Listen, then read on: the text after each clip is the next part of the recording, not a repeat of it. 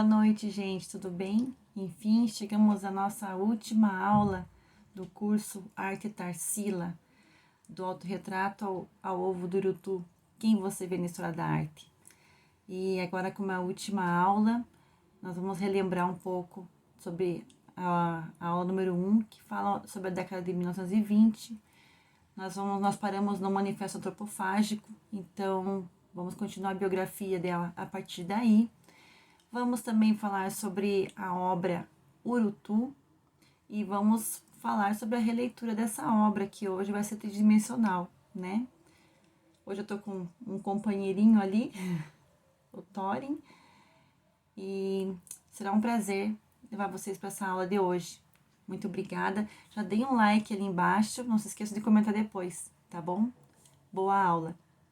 Na primeira aula, eu comentei com vocês, fiz um apanhado rápido sobre a década de 1920.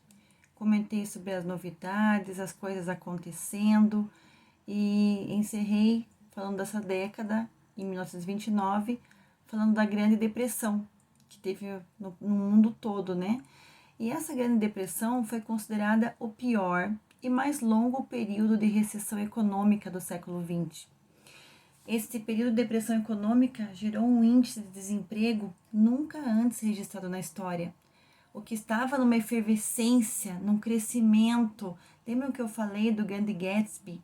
Aquelas pessoas gastando, fazendo festa e querendo comprar de coisas e comprar coisas e novidades e produtos para casa, como máquina de lavar, por exemplo.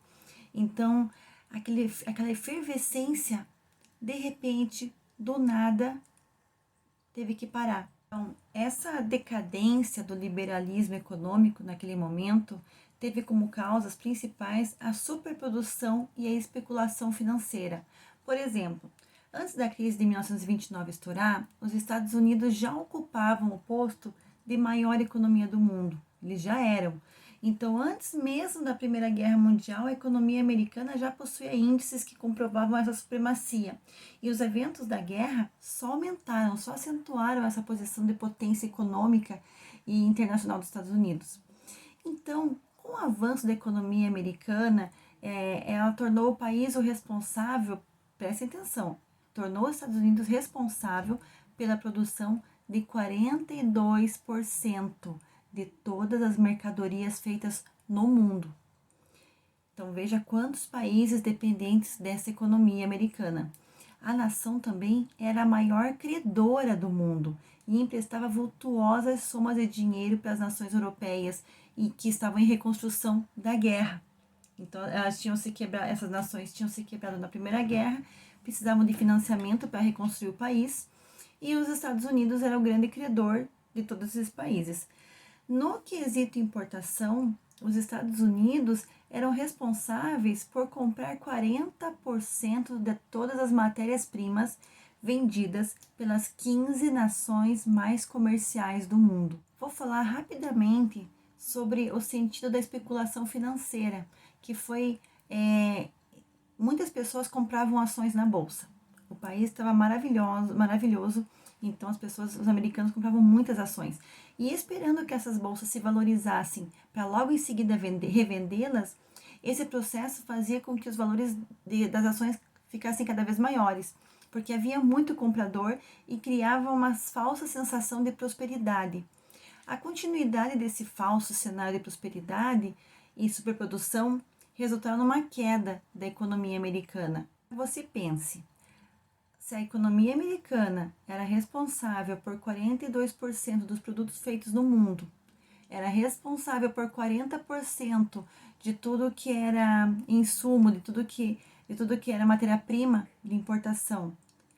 E essa grande potência, esse grande comprador, esse grande credor de países que estavam em reconstrução, ele quebra, imagine o que acontece com o mundo.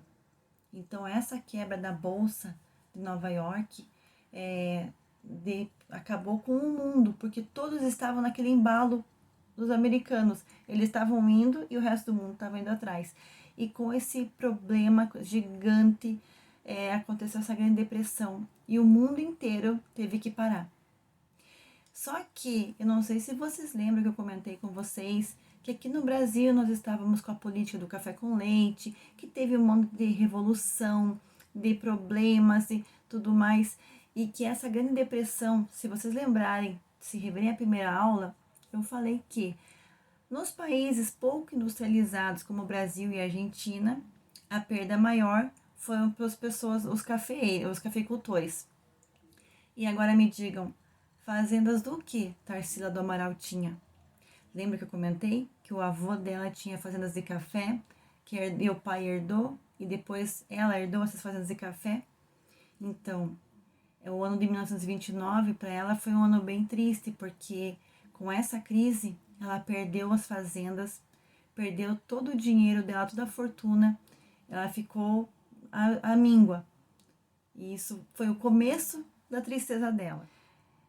Bem, vamos voltar um pouquinho, lembrar que Tarsila e Oswald, eles criaram, depois desse manifesto, eles criaram a Revista Antropofágica. Era uma fase de muita alegria dos dois e eles contrataram uma colaboradora muito nova. Ela tinha seus 18, 19 anos, uma moça novinha. Ela era cheia de atitude, toda desbocada, com batom escuro, cheia de ideias na cabeça, ideias bem revolucionárias na cabeça. Eles acharam aquela menina bem diferentona e os dois se encantaram com o jeitinho dela e contrataram ela para ser uma colaboradora da revista. Então, já ouviram falar que desgraça nunca vem sozinha, né? Então, meus amigos, a nossa Tarsila estava muito triste porque ela perdeu tudo que tinha. Ela perdeu as fazendas, como eu comentei, com essa depressão. Mas mesmo assim, ela sabia que ela tinha ao lado dela um companheiro. Um companheiro que queria dar toda a força necessária para ela, queria dar um abraço, dizer assim, vai dar tudo certo no final. Só que não.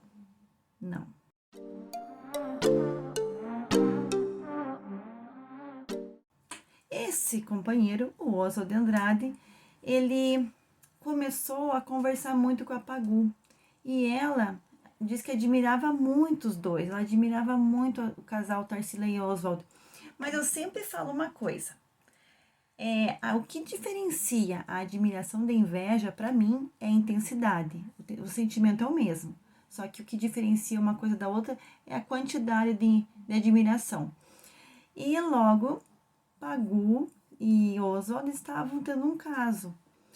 Tem fontes que puxam o saco do Oswald e falam que não era só atração física, imagina. Não, ela era novinha e tudo mais, não era isso, tá? Era uma sedução intelectual e essa relação se transformou em paixão. Ok. Isso em 1929. Agora, em 5 de janeiro de 1930, imediatamente, os dois trocaram alianças numa cerimônia esquisitíssima, bem bizarra. Essa união, eles já foram casados em 5 de janeiro. Ela foi consolidada em um gesto memorável e excêntrico no cemitério da Consolação, em São Paulo, diante do jazigo da família do escritor. Sabe por quê? Ele falou que o gesto serviu para registrar a união perante os antepassados dele. Pois então, a Tarsila sofreu muito com essa separação, sofreu muito mesmo. Ela já estava abalada pela perda das fazendas e ainda mais isso, ela foi muito triste. E ela se entregou ainda mais ao trabalho no mundo artístico. Ela conseguiu o cargo de conservadora da Pinacoteca do Estado de São Paulo e deu início ao começo da organização do catálogo da coleção do primeiro Museu de Arte Paulista. Mas a crise do café com leite, aqueles problemas políticos que estavam acontecendo, lembra que eu falei? Entrou a ditadura de Getúlio Vargas e a queda de Júlio Prestes. Então ela perdeu o cargo dela, ficou sem emprego. Entre 1931 e 1932, Tarsila conheceu o Dr. Osório César, um psiquiatra paraibano, e ela acabou vendendo alguns quadros da sua coleção particular para poder viajar com ele para a então União Soviética.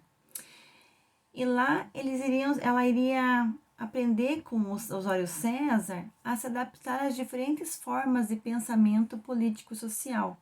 Então eles viajaram para Moscou, viajaram para Leningrado, Odessa, Constantinopla, Belgrado e Berlim. E por fim foram para Paris, onde Tarsila sensibilizou-se com os problemas da classe operária.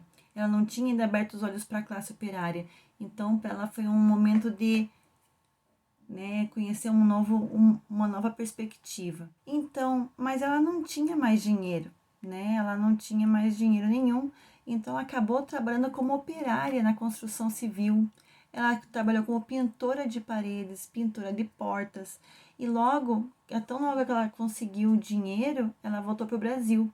E quando voltou para cá, ela começou a participar de reuniões do Partido Comunista e foi presa por um mês, porque lembrem, estávamos na ditadura de Getúlio Vargas. Então ela foi presa. Depois desse episódio, ela terminou esse romance com Osório e nunca mais se envolveu em política. Em 1933, ela pintou a tela Operários. Foi a pioneira da temática social no Brasil. Dessa fase também temos a tela Segunda Classe e outras que podemos atribuir ao social, mas com menos destaque, como por exemplo Costureiras e Orfanato. Em meados dos anos 30, Tarsila uniu-se, conheceu uma outra pessoa, um escritor chamado Luiz Martins, mais de 20 anos mais novo do que ela. Então, todo mundo achou aquilo absurdo, acharam que não iria durar. Mas, pasmem, durou 18 anos. Como Tarsila era amiga de Assis Chateaubriand, ela conseguiu trabalhar como colunista nos diários associados dele, e desde 1936 até meados dos anos 50. Daí, em 1950, ela retornou à sua temática pau-brasil. Lembra que nós falamos do pau-brasil? Lá na outra, acho que foi na quarta aula, se não me engano, que nós falamos do pau-brasil, que foi um movimento que antecedeu o movimento antropofágico. Então, nesse resgate, essa volta ao pau-brasil, desse resgate saíram as telas A Fazenda e outras como Vilarejo com a Ponte e Mamoeiro, e também Povoação 1 e Porto 1. Em 1949, Tarsila sofreu uma perda muito triste em sua família. Ela tinha uma netinha chamada Beatriz, filha da Dulce, e essa menina brincava num lago em Petrópolis. E quando essa amiguinha da Beatriz estava se afogando, a Beatriz tentou salvar ela. E nessa tentativa de salvamento, as duas meninas acabaram falecendo. E isso abalou muito Tarsila. Continuando nossa biografia sobre ela, concluindo, em 1951 ela participou da primeira Bienal de São Paulo e também teve uma sala especial na 7ª Bienal de São Paulo, em 1964, ano em que ela também participou da Bienal de Veneza, ganhou até prêmio, inclusive. Os últimos anos de vida dela não foram muito fáceis, sabe? Já separada do Luiz, em 1965, ela tinha muitas dores na coluna, e muito fortes dores na coluna, e acabou tendo que fazer uma cirurgia. Mas ela teve um erro médico e ela não pôde mais andar, ela ficou sem poder caminhar. Não fosse só isso, como eu te falei agora há pouco, desgraça nunca vem sozinha, né? Além disso, em 1966, a Tarsila perde a sua única filha, que morreu de um ataque de diabetes, que deixou a artista desesperada e muito deprimida. A partir disso, ela encontra na religião, mais precisamente no espiritismo kardecista, um consolo. Então ela torna-se uma doadora e arrecadava com suas obras para uma instituição de caridade administrada por uma personalidade espírita muito grande aqui no Brasil, chamado Chico Xavier, e de quem ela se torna uma grande amiga. E é isso, meus amiguinhos. Essa mulher maravilhosa, viveu os últimos 8 anos numa cadeira de rodas. E não resistindo a essas complicações do pós-operatório, ela acabou falecendo em 17 de janeiro de 1973, aos 83 anos. Uma história bonita, uma história comovente, que dá um filme tranquilamente, cheio de emoção, de movimentos e de conquistas, traições. Uma história fantástica dessa mulher maravilhosa que eu tenho o maior prazer, tive o maior prazer de mostrar para vocês essas 6 aulas. E fico bem feliz. Tem muita coisa, ainda tem muito conteúdo que dá para explorar das obras dela. A gente falou aqui do mínimo das obras que ela tem e do mínimo das exposições que ela participou, das exposições, dos prêmios que ela ganhou. Então, é uma pessoa fantástica. Eu gostei muito de ter compartilhado com vocês aqui a biografia dela. Mas agora, vamos falar sobre a obra do dia.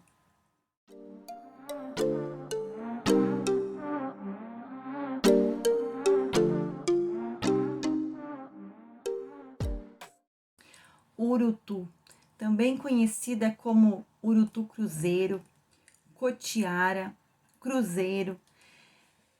O nome dela de verdade é Botrops alternatus. Ela é uma serpente muito venenosa e ela é da família dos viperídeos, das víboras. Então, ela é encontrada na América do Sul e pode atingir até 2 metros de comprimento. Ela tem uma coloração acastanhada, meio oliva, com manchas escuras em forma de ferradura. Ela também é muito conhecida por ser venenosa. Tem até um ditado, uma frase, que é conhecida no centro-sul e no sudeste, chamado "A urutu, quando não mata, aleja". E nessa obra, nós podemos perceber, deixa eu também afastar um pouquinho para colocar ela aqui para vocês verem. Nessa tela a gente tem itens muito importantes da fase da antropofágica de Tarsila do Amaral. Vocês reparem, a cobra grande é um bicho que assusta. E quando a gente pensa em cobra, você pensa na deglutição da cobra, de como ela abre a boca dela para esse poder imenso de deglutição. Então, a partir daí, ela está enrolada num ovo. O que significa ovo? Significa uma gênese, um nascimento, algo que está por vir, algo novo.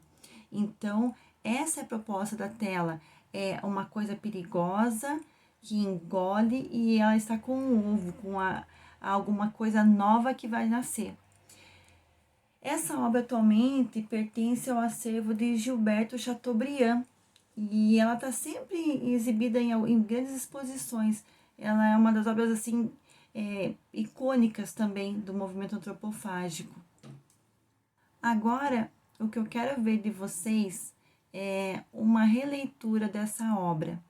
Mas não é uma releitura de Jardim de Infância, de educação infantil. Eu não quero ver ninguém com massinha, fazendo massinha e um ovinho.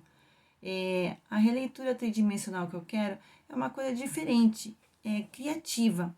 Não precisa ser uma coisa feita para isso. Vocês podem criar ou uma instalaçãozinha, alguma coisa assim, um tridimensional, e para fotografar para gente, fotografar e enviar por e-mail. Eu vou deixar o meu exemplo, eu fiz uma, agora mais cedo, eu fiz a minha releitura do ovo da urutu. Eu fiz bem criativo, filmei ali uma cortadinha para as fotos ficarem bem legais, tá? E eu quero mesmo de vocês, não precisa ser uma coisa bonitinha, uma coisa muito perfeitinha para exposição em museu, não. É só uma releitura rápida para vocês conseguirem se expressar, tá? Se vocês não quiserem ir muito ao pé da risca com o ovo, com a urutu, vocês podem pensar em uma outra forma. É só você explicar no e-mail o que significa para você, né? Você colocar aqueles elementos para representar. Então, essa parte é mais importante.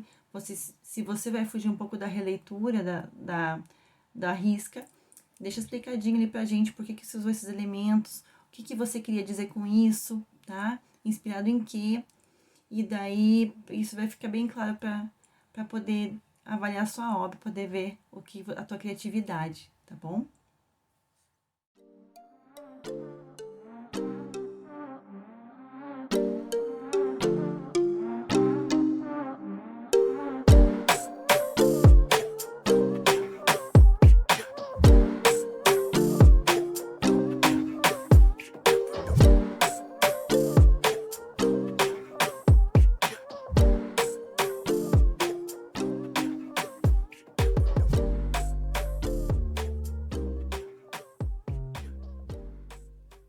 E é isso, acabamos com as 6 aulas do curso Arte Tarsila, do Autorretrato ao Ovo de Urutu.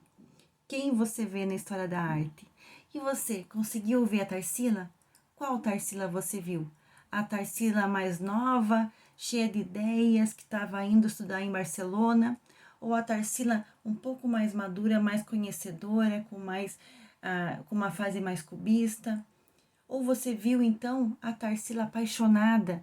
A Tarsila tão apaixonada a ponto de fazer um quadro tão icônico, que é o Abaporu. Ou você vê a Tarsila sofredora, a Tarsila que perdeu tudo que tinha. Ou você vê a Tarsila guerreira, que apesar de todas essas perdas, esses ganhos, ela saiu de cabeça erguida, altiva, que tem obras até hoje, sendo lembrada e relembrada e comemorada e admirada. Então, quem você vê? Quem você viu na história da arte? Muito obrigada. Meu nome é Jerusa. Eu agradeço muito a sua participação até aqui. Dê um like, faça um comentário legal, ajude o meu estágio híbrido, que agora está se concluindo essa fase. Logo eu vou voltar com mais 6 aulas, tá? Se Deus quiser. Então, muito obrigada, boa noite. E mais um recadinho. Vou enviar por e-mail daí um formulário para vocês preencherem, para daí conseguir o certificado, tá bom? Um beijo, boa noite, fique com Deus.